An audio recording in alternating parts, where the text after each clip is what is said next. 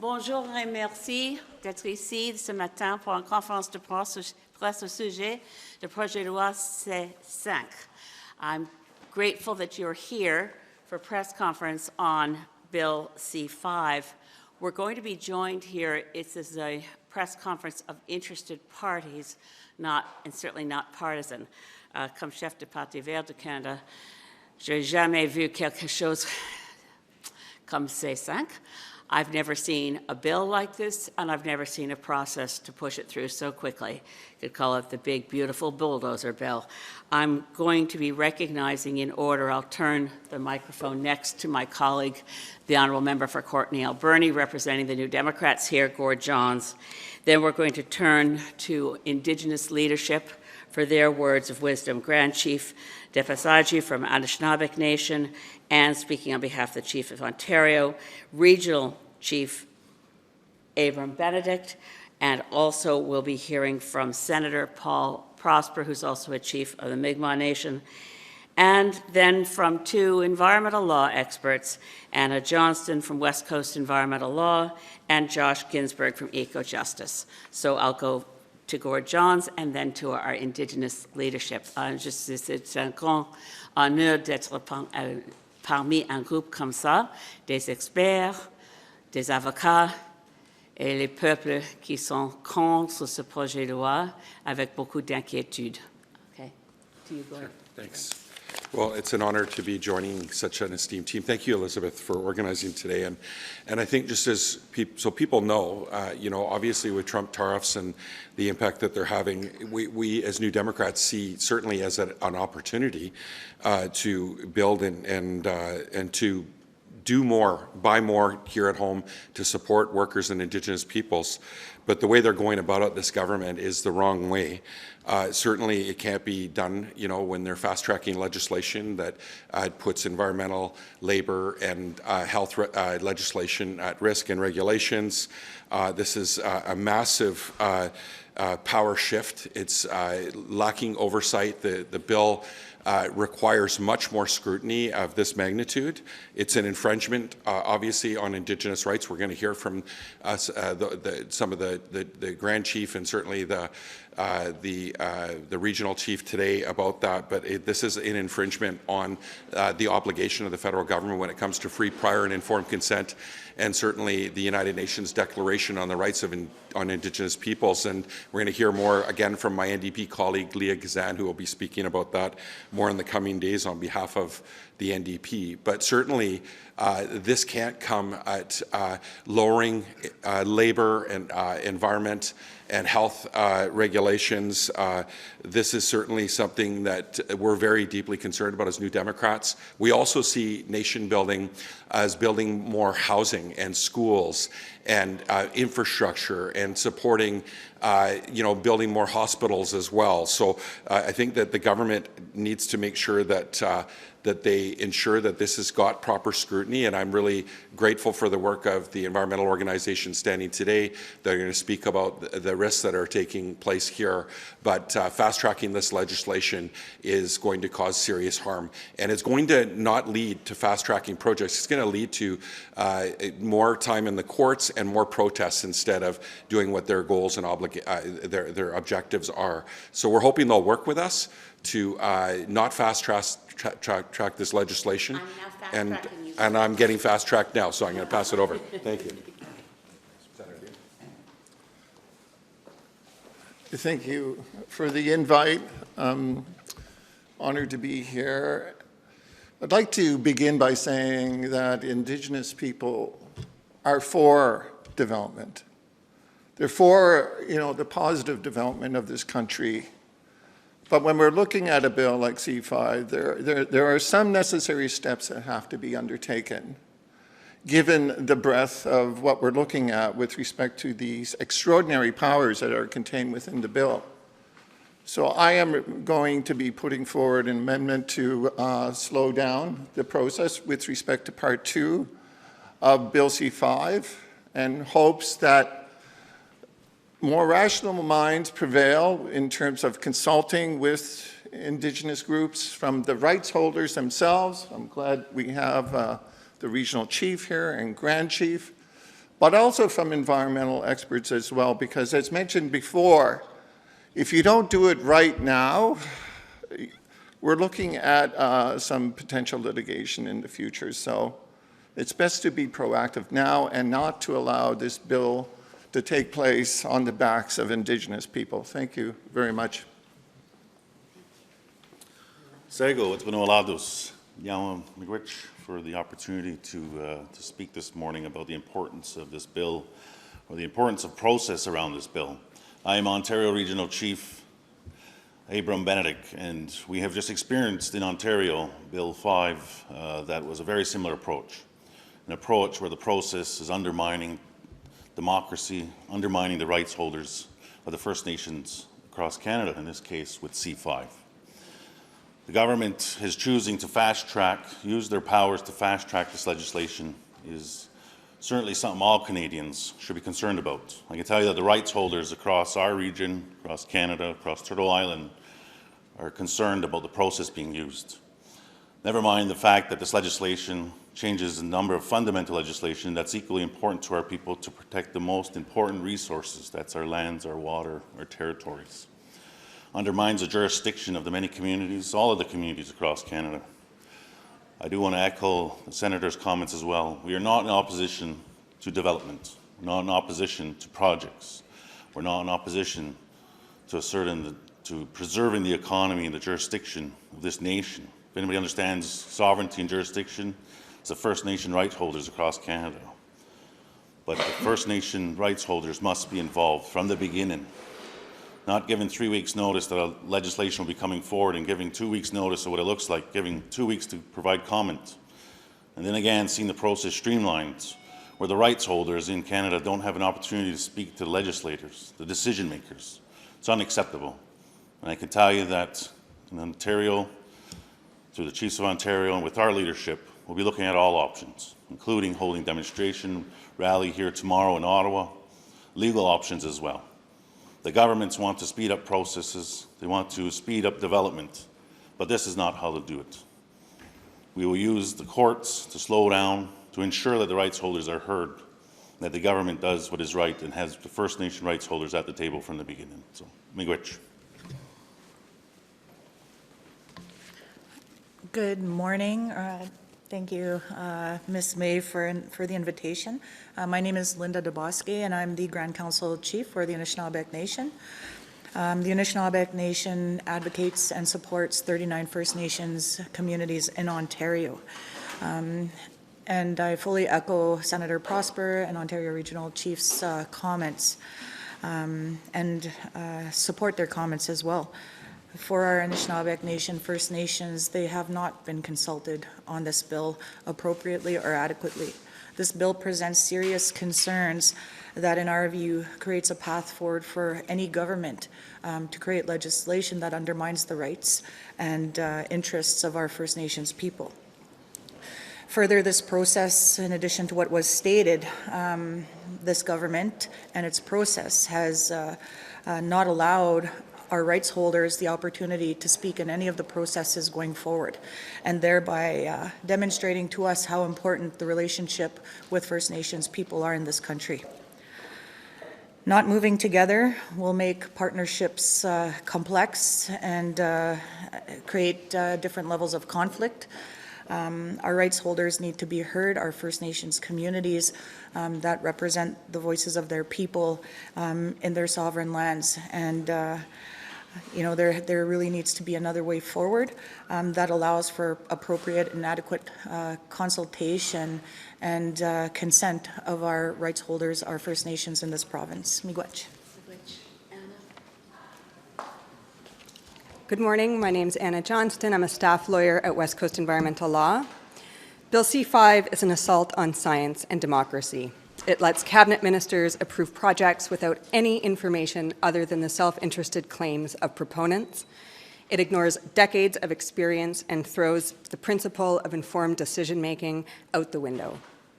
Allowing cabinet to decide which projects proceed before reviewing them is like jumping off a cliff and then asking for the parachute. This bill lets cabinet put people and planet at risk with no knowledge of the consequences. It would shut the public out of decisions that affect them. It allows Cabinet to withhold virtually all information about projects from the public, including the project details, scientific reviews, and the advice of responsible ministers. If a highway were designated for fast tracking just blocks from your home, the minister wouldn't have to give you any information beyond the name and a brief description of it, and you would have no say in whether, where, or how the highway was built. Sure, things like high-speed rail would be welcome investments, but shouldn't municipalities get a say on where the stops are located? Public engagement is not red tape. It makes projects better, and it helps get buy-in to key decisions. Absolutely, we need big, transformative investments in projects that benefit Canada, projects like renewable energy, rail, and an east-west electricity grid. But economic uncertainty can't be used to shut the public out of decisions that affect them or run roughshod over Indigenous rights. And science can't be sidelined in the name of getting shovels in the ground. It's not in the national interest to do an end run around the processes and safeguards that Canadians have relied on for decades. Bill C-5 is as ill-conceived as it was hastily drafted. Let's send it back to the drawing board and get it right. Thank you. And now from Eco-Justice, Josh. Thank you, Elizabeth, and everybody for the opportunity to be here today. Canada faces challenges without precedent in our lifetime. Economic uncertainty, growing global instability, and a climate crisis that is fueling catastrophic fires and driving the loss of iconic species like caribou and killer whale. These crises are connected, and we must confront them together, strategically. We cannot build a strong economy without a healthy environment. That's why we support the goal of building Canada's future with greater speed and purpose. But we are concerned that Part 2 of Bill C-5, the Building Canada Act, risks undermining the very principles that make strong, lasting progress possible. The bill would grant Cabinet sweeping authority to exempt projects from important environmental laws, laws that exist to prevent irreversible harm. For example, today the federal government cannot issue permits by law for activities that would jeopardize the survival and recovery of a threatened species. But under this bill, the government could be compelled to approve activities causing that kind of harm, even if science warns of catastrophic consequences. The legislation also empowers ministers to override laws passed by Parliament through what we lawyers call a Henry VIII clause, which is an extraordinary mechanism that concentrates decision-making authority in the executive and weakens democratic oversight. And while we understand the need to build, this bill does not require that, as it should, that these new powers be used only for projects that help meet Canada's climate targets or environmental commitments. That's a missed opportunity and a risk that we simply cannot afford. We believe that there is a better path, one where building faster doesn't mean compromising Indigenous rights, public participation, or the rule of law. Democracy is not a barrier to prosperity. It is the foundation of it. If we want projects to be built quickly and well, they must have legitimacy and broad public trust. So we urge the government to reconsider Bill C-5. Extraordinary powers must be matched with extraordinary transparency, accountability, and a clear focus on clean growth. We want to work with Parliament, Indigenous peoples, and the government to get this right so we can truly build Canada in a way that supports both the economy and our environment. So let's move forward, but let's do it without sacrificing the democratic and environmental safeguards that Canadians count on. Thank you. Miigwech. Merci. Je vais ajouter quelques mots seulement. Parce qu'il y a maintenant deux choses qui sont tellement affreux. Le projet de loi lui-même et aussi le processus qui a été annoncé le vendredi passé par Steve McKinnon, en anglais, le programming motion. Cette motion pour éliminer l'étude qui était absolument obligatoire dans notre système parlementaire pour faire une étude, pour les témoignages des experts, pour les vues des autochtones et de leadership. And I will add that part one, we've mostly focused on part two. We asked the Canadian Cancer Society had wanted to be here with us. Canadian Cancer Society is very concerned that part one also represents threats to health and environment in ways that risk an increase of cancer. This is not the sort of thing one hears ordinarily about bills in Parliament. So the bill itself, as environmental law experts you just heard say, it was ill-conceived and quickly drafted. Trampling on parliamentary democracy does nothing for unemployed workers. Bulldozing through democratic process does nothing to build our economy. C-5 and the programming motion together represent a new low, or perhaps a new height in contempt for Parliament itself. And in my years observing closely Parliament, I've never seen a time when a Prime Minister's office or a government grabs onto itself new powers that it has relinquished them later. The idea that this bill will be done and dusted by Friday must be resisted, and as an effort to make sure the Prime Minister understands, we will sit through the summer. There is no objection that I've heard from any member of Parliament or any party to the idea that we need proper study. Witnesses can come forward in the summer. What is the rush to pass bad legislation that will lead to court challenges and which well could deliver this power to this future cabinet in the hands of a different Prime Minister? I urge Prime Minister Carney and his cabinet to think it through, stop the programming motion, and let the bill be studied. Merci. Nous sommes disponibles tout le monde pour les questions. I'll start with a question for you. I know you mentioned earlier that you've never kind of seen anything like this, but is there anything in your years kind of comparatively that you could chalk this up to? Yes, I was pretty damn shocked when Stephen Harper in spring of 2012 brought in an omnibus bill, Bill C-38, that was 400 pages long and destroyed 70 environmental laws. And it was fast-tracked. This is worse. So what can we learn from before? We learned from before that, unfortunately, and this is the extraordinary thing, this is a minority parliament. So what I had hoped for, and I still hope for it, I hope springs eternal within my heart and soul, and I had really hoped that Prime Minister Carney will succeed. This country needs good leadership, we need economic sovereignty, we need to be strong, we need to be united. This isn't the way to do it. What I hope for in a minority parliament would be an effort to achieve consensus and cooperation between and among the parties. I had mistakenly thought that a Liberal Prime Minister with a minority would seek votes and support from the NDP, Greens, Bloc, parties that are generally seen as progressive. It appears to me, and it remains to be seen, that Mr. Carney's new majority coalition is liberal-conservative, delivering Pierre Poilievre's policies with a more friendly face. Sorry, not to keep you at the podium, but have you had conversations with the Conservative, particularly the House Leader or Mr. Scheer and Mr. Poilievre, with regards to trying to pump the brakes on this bill? I've spoken and asked directly to members of Parliament during the debate times that we have, and they are limited.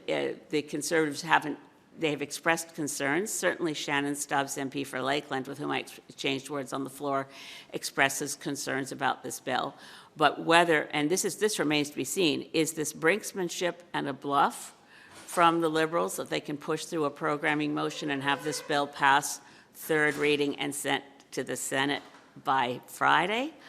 There's no justification for ramming this through when I haven't heard any party say that we aren't willing to continue to sit through the summer. After all, we haven't had a session of Parliament since December, mid-December. Then we had a snap election. A whole lot of legislation died on the order paper. We need to get back to work. And we are, according to the Liberal leader in the House, and from what we hear from the Minister of Natural Resources, Mr. Hodgson, with whom I also exchanged words in main estimates, we're in a terrible hurry. And anyone who slows this down doesn't care about unemployed workers, which is it incites me to use not parliamentary language. Pardon. Corrigez-moi si je me trompe, mais le projet de loi ne change pas les lois environnementales. Il dit simplement que si on inscrit un projet à l'annexe, oui, les lois environnementales, on les fait après coup. Et dans ce contexte-là, j'aimerais savoir en quoi vraiment les processus de consultation autochtones sont affectés.